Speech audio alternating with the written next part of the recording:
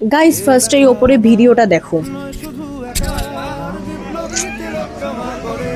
মানে আবার, হ্যাঁ আবারই, আবার এই নতুন সরকারের অধীনে থাকা সত্ত্বেও সেম একই ধর্ষণ ব্যাপার হলো।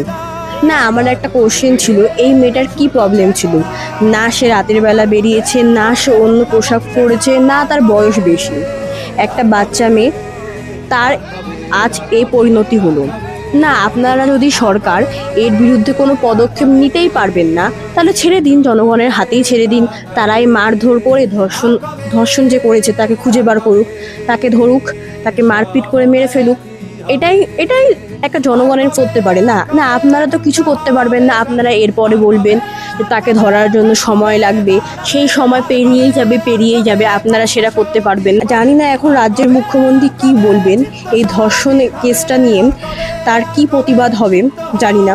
কিন্তু আপনারা যদি এই বিরুদ্ধে কিছু পদক্ষেপ নাই করতে পারেন, তাহলে জনগণের হাতে তুলে দিন, আমরাই ব্যবস্থা করব এর।